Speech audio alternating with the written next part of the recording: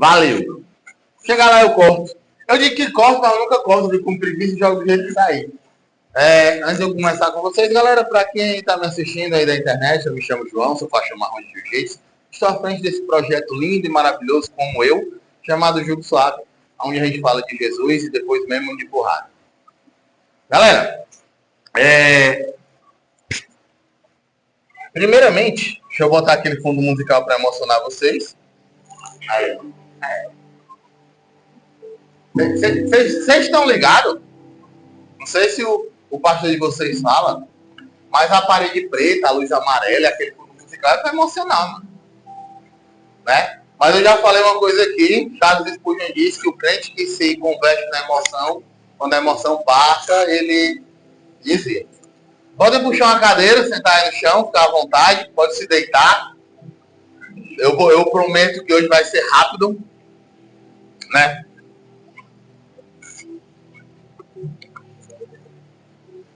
E eu quero que a palavra de hoje tenha 2 pontos principais. Primeiro, um testemunho.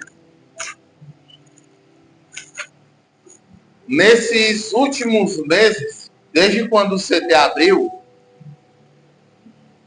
eu tenho lutado muito contra eu mesmo. Eu acho que é irrelevante para falar para vocês, porque vocês são jovens e eu acho que de todos que estão aqui, eu acho que o mais próximo que vai me entender é o Anderson, que também trabalha, também é CLT, caba louco por trabalho, né? CLT. Mas, galera, desde quando o CT abriu, a minha rotina tem ficado louca. Observação, abre aspas. O nosso CT funciona todo dia da semana, segunda a sexta-feira e um sábado. O CT, ele é uma base para esse projeto. Isso daqui só existe por causa desse projeto aqui.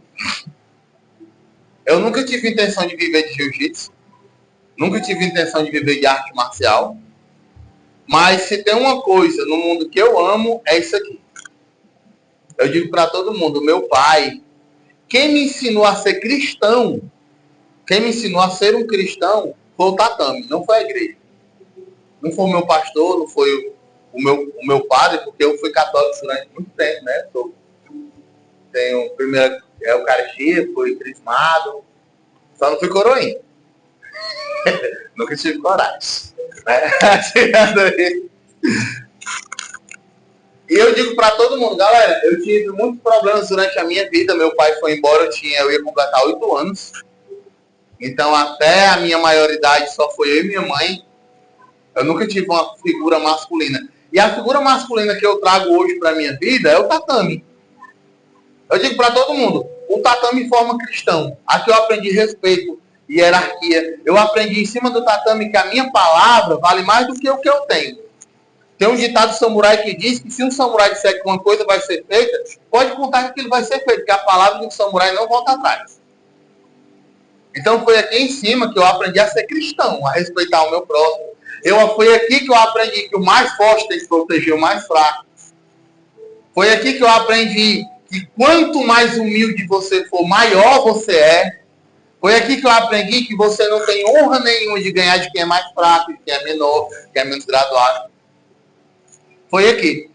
Então, eu tô ressaltando isso, fecha parênteses, porque não tem nada que eu ame mais do que arte marcial.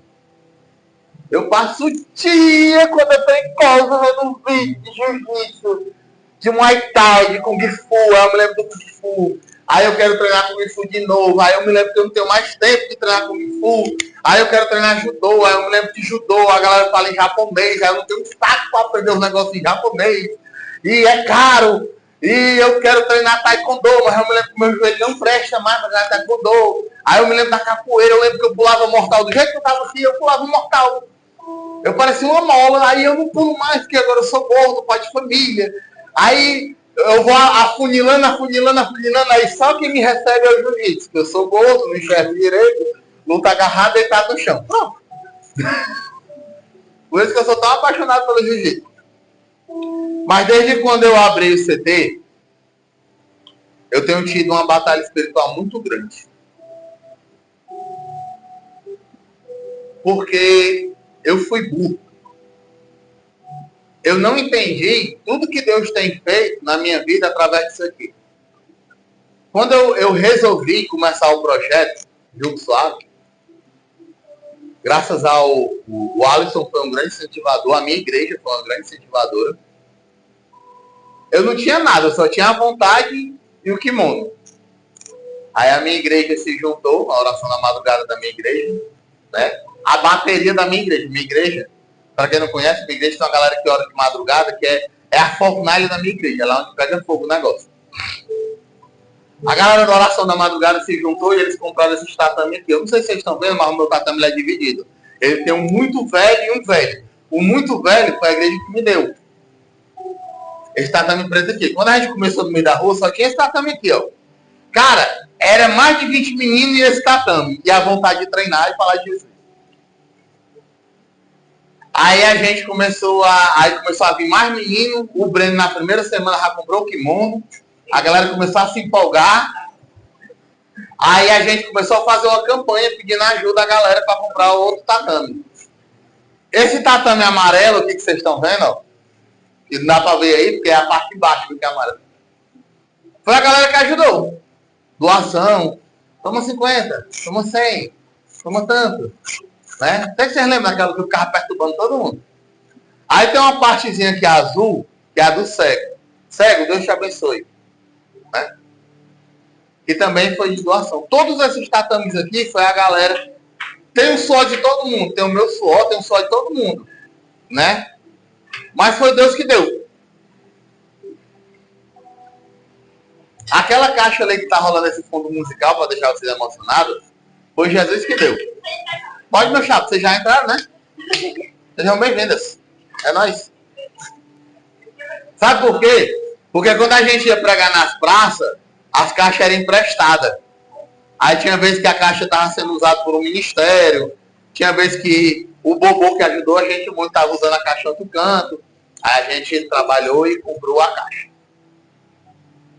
Aí a gente tinha um projeto que era para comprar a carrocinha. Porque eu não sei se vocês lembram, mas a nossa luta, todo sábado, era adulando a galera para levar o tatame na cabeça. E às vezes acabava que só quem levava era eu e Iago. E a gente vê assim espalhado, é bem maneirinho, mas quando tá um em cima do outro de um, é pesado, cara. Aí um dia eu estava indo no Nossa Senhora de Fátima, mercantil aqui da nossa região, eu não sou católico. Só pontuando. Nada contra da galera católica. Aí eu disse assim, amor, vamos dar uma volta ali? Aí a gente deu uma volta, parou ali na Devera, eu vi a placa, tava nessa porta aqui, ó.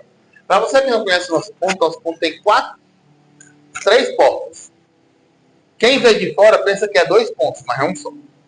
Aí eu pensei assim, cara, se eu alugar aquele ponto ali, dá pra... não é grande, mas, né? Aí quando a gente abriu, que o cara veio mostrar pra gente, a gente viu que era o ponto todo. Porque na minha cabeça, galera, eu pensava que era só daqui pra aí, ó. Que não é grande, mas dava pra treinar, né? Aí quando ele falou o valor, preste atenção. Eu estou passando por uma situação onde eu tenho muita vontade de vencer. E muita conta. E 2 filhos para criar. Então não tinha onde tirar dinheiro para alugar isso aqui. Mas aí a minha mulher empolgada, não, nós vamos alugar e tal. E alugamos. E alugar não é só alugar. Comprar tinta, e pintar e dar um jeito, voltando para a carrocinha. Que a gente ia comprar, né? Aquele banco que vocês estão vendo sentado ali é da carrocinha. A mesa do gelado é a carrocinha. Essa estante aqui, ó, é a carrocinha. Porque a gente não comprou a carrocinha. Mas aí a gente recebeu doação, apoios, e eles compraram os ferros para fazer a carrocinha. Aí como a gente veio para cá e não vai precisar mais da carrocinha, a carrocinha virou um banco, que virou uma mesa, que virou um estante, e ainda tem muito ferro lá em casa. Porque vai virar o suporte do saco de cocada. Aonde é que eu quero chegar? Por que eu fui burro? Porque eu não entendia que o jugo é para Jesus. Eu pensava que o jugo era para mim e para vocês. Não é. Nós adoramos a Deus com o nosso jiu-jitsu. Porque aqui é um momento onde você está desligado de tudo lá fora. E a gente introduz a presença de Deus na mente de vocês e vocês treinam. Mas quem é que está aqui? Ele. Nós adoramos a Deus através do nosso esporte. E eu não entendia isso. Eu pensava que eu fazia o jogo para a galera. Se vocês forem olhar lá para trás, olha o tanto de gente que tinha, olha o tanto de gente que tem agora. A gente realizou um culto ali quando a gente fez 1 ano, né? Galera, foi... Eu não vou falar valores, porque a gente teve muito patrocínio, graças a Deus. Da galera que quer ajudar a gente. Mas foi muito dinheiro. Não parece. Mas foi. O som foi alugado, a galera que veio tocar foi paga. Eles não vieram de graça. Eu paguei a galera que veio tocar, eu paguei o som, eu paguei aquelas cadeiras que a gente sentou, todas elas foram alugadas.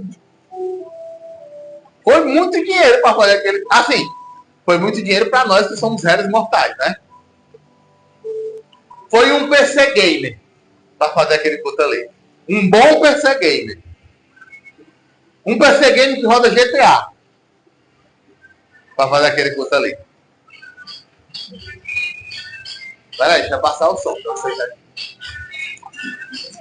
Não, galera, porque esse momento eu vou ter que cortar, porque tá passando a carreta furacão e não tem correio.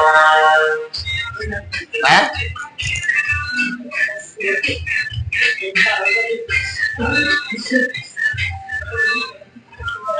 Ei, aí o pior de tudo é que tá passando a carreta furacão. Vem sentar aí, vem sentar no meio da pregação, né?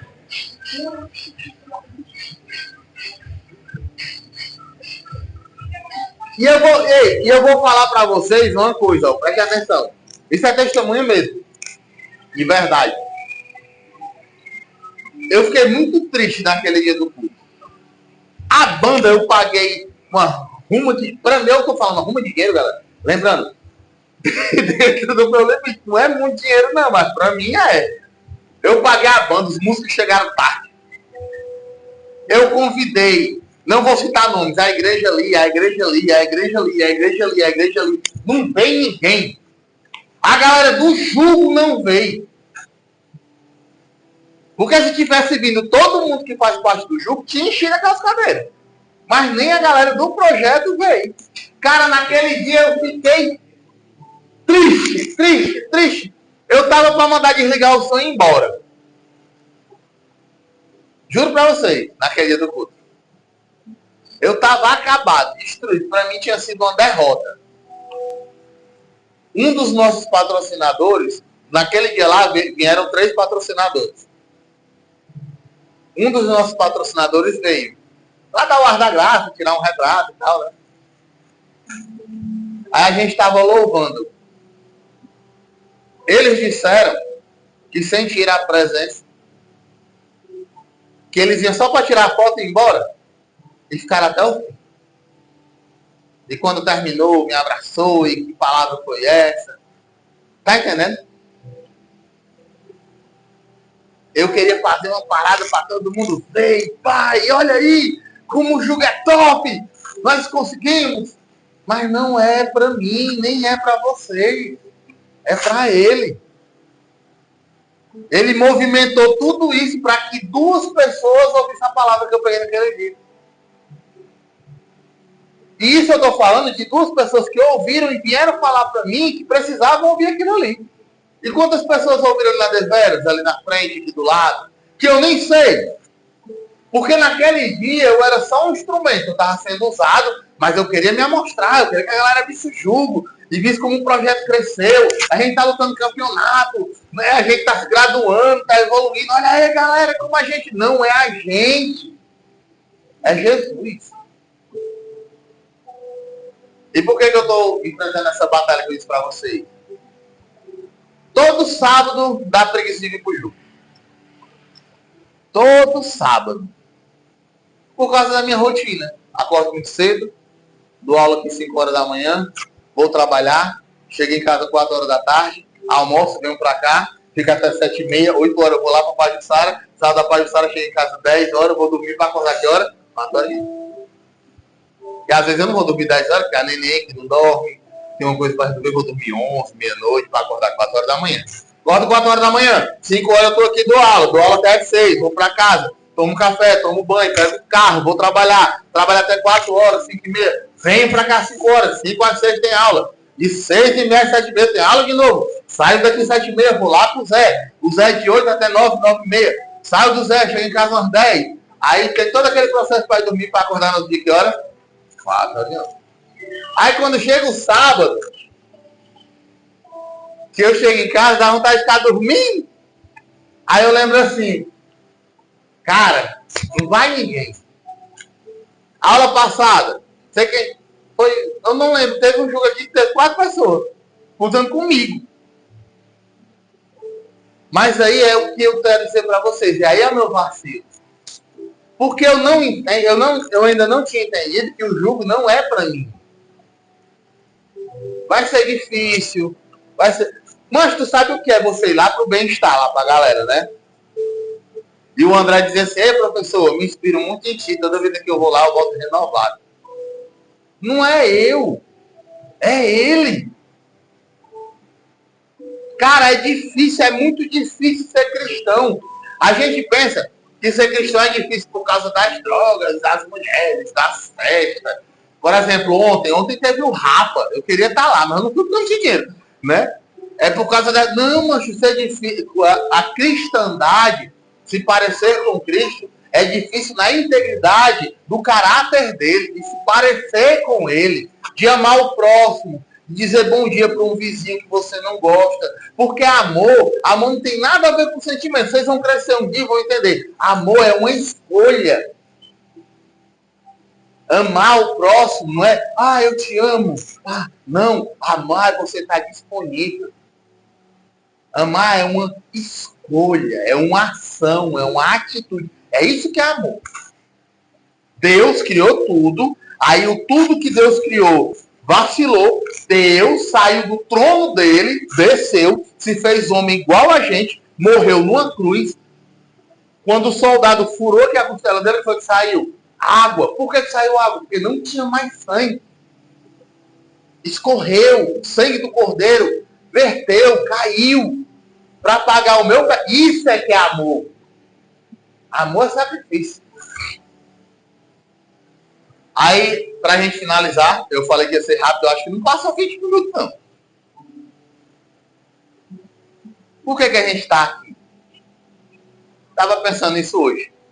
Tem um monte de palavras lá em casa, né? Eu pensei assim, por que a gente veio para cá? Por que você vai para a igreja? Por que você ora? Eu estava falando com a minha mulher esses dias, eu até separei um monte de versículos, mas por causa do tempo, eu vou ler só um.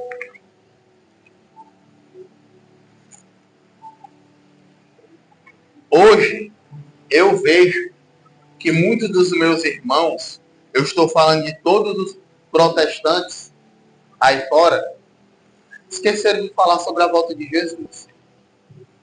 Eu não sei onde foi que se perdeu essa parte da Bíblia dos meus irmãos, mas eu não vejo mais os irmãos falando.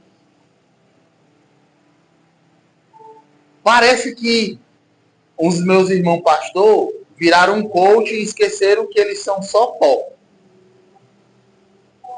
Eu sinto necessidade de ir na igreja e ouvir sobre a volta de Jesus. Eu sou cristão porque um dia Jesus veio, morreu e pagou o preço do meu pecado. Eu sou cristão porque existe uma promessa que eu, através do sacrifício dele, vou viver eternamente no céu.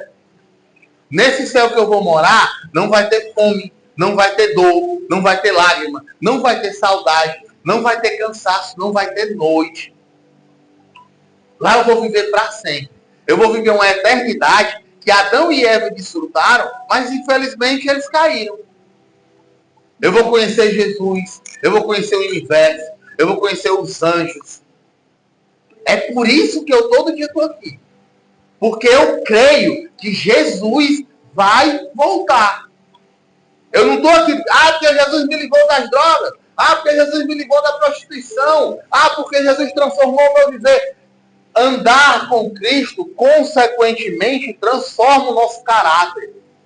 É por isso que mesmo sendo falhos e pecadores, como a palavra de Deus diz, eu não posso me desviar do caminho. Eu não posso deixar de ir para a igreja. Eu não posso deixar de orar. Eu não posso deixar de ler a Bíblia. Porque mesmo sendo falho, a minha solução de vida, o meu remédio está aqui. E se eu me afastar disso aqui, aí, meu chato, game over. Sem continue. Aí eu queria falar sobre a volta de Jesus, apesar desse testemunho enorme que eu falei. A volta de Jesus, preste atenção, olha para cá. Para Jesus voltar, precisa ter guerra. Loucura, né? Tá tendo um monte aí.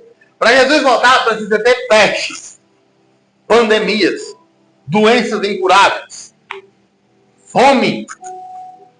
Eu estou falando só da galera que já viu isso por aí. Se não tivesse, é minha vida. Para Jesus voltar, vai precisar ter filho matando pai, pai matando filho. Não sei se vocês já viram em algum lugar isso aí acontecer. Para Jesus voltar, o sol tem que parar de brilhar. Eclipses. O sol escurecer. As estrelas têm que cair. Terremoto. Vocês sabem onde é a Venezuela? Vocês sabem onde é a Venezuela? O Brasil é aqui, a Venezuela é bem aqui, irmão. Tá tendo terremoto bem aqui, ó. Vocês moram bem aqui, ó. Maremoto, furacão. Vocês sabem onde é Santa Catarina, né? O Brasil aqui, ó. Santa Catarina é bem aqui, ó. Tá tendo furacão lá, viu? Cara, vocês não conseguem ver que os sinais da volta de Jesus já se cumpriram? Aí sabe o que é o pior? É porque a gente é tão burro que a gente vive como se nunca fosse morrer. E a gente pode sair daqui e morrer. Esse é o nosso defeito, esse é o nosso problema. A gente vai sair daqui, aí Jesus está matutando aqui, ó. Aí você vai sair pensando. Aí quando você sai daqui pensando, você vai pegar o celular. Aí no celular vai ter aquele videozinho em massa. Aí você vai passar, e esqueceu o seu. Porque a gente vive um cristianismo como se a gente nunca fosse morrer.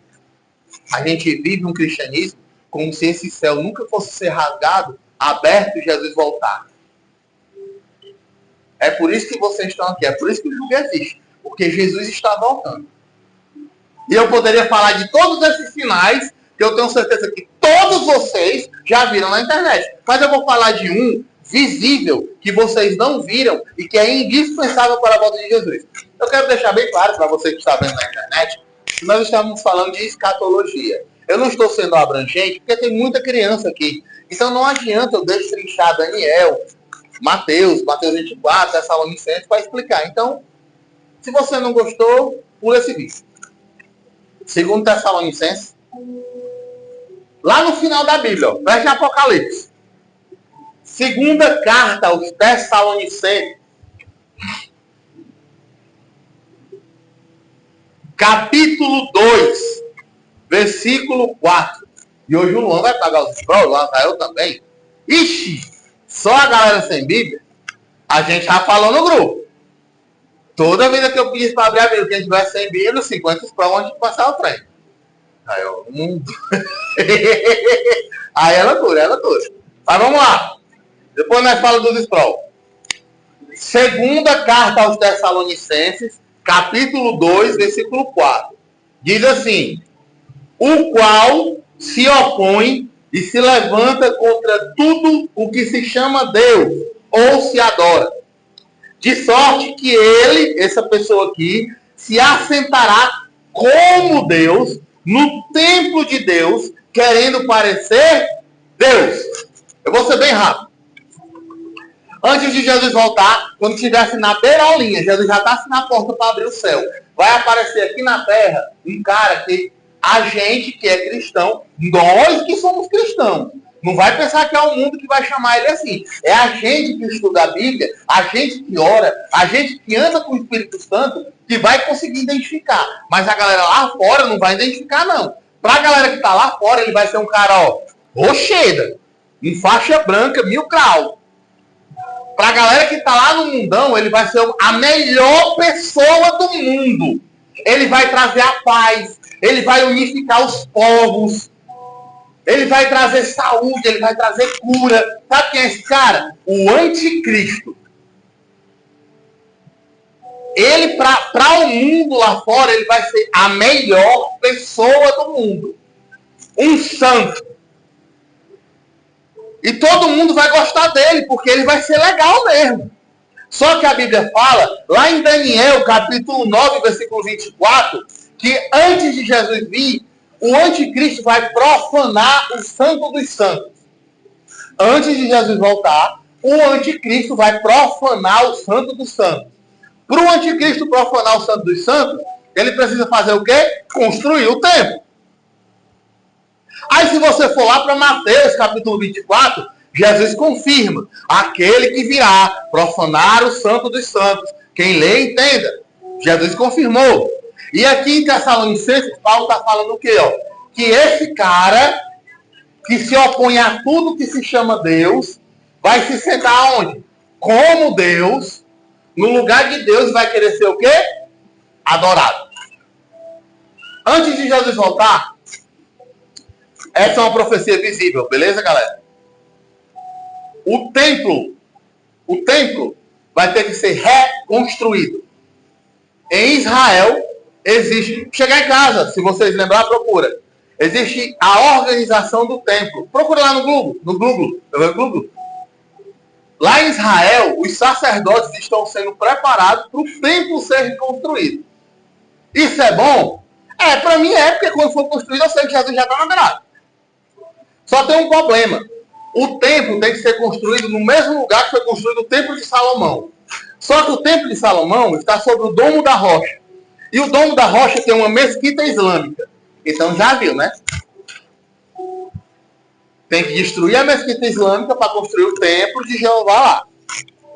Vai aparecer um cara legal que vai fazer o povo de Israel virar brothers dessa galera, construir o templo. E durante 3 anos e meio, o mundo vai ser perfeito. Ninguém vai ficar doente. Não vão existir pobres. Todo mundo vai ser feliz. As gatas vão ser moleza de se pegar. Vai ter trabalho para todo mundo. O marujim vai ser 10 centavos. Só que quando se passarem 3 anos e meio, esse cara é gente boa. Ele vai querer entrar no lugar santo dos santos. E para o povo de Israel, não pode. Só quem entra lá quem é? A Shekinah de Deus. Mas ele vai querer entrar. E ele vai entrar, tacar o pé do véu, sentar no lugar de Deus e vai dizer, galera, me ser Deus, me adorem. Aí, galera, esse cara é gente boa. Eu não sei como descrever para vocês, mas a Bíblia diz. Será um tempo. Olha o que a Bíblia fala. Será um tempo de tamanha angústia que se os dias não fossem abreviados, os santos se perderiam. Nesse período, o anticristo vai reinar nesse mundo. E todo aquele que se diz católico, cristão, protestante, que adora a Deus, vai, ó.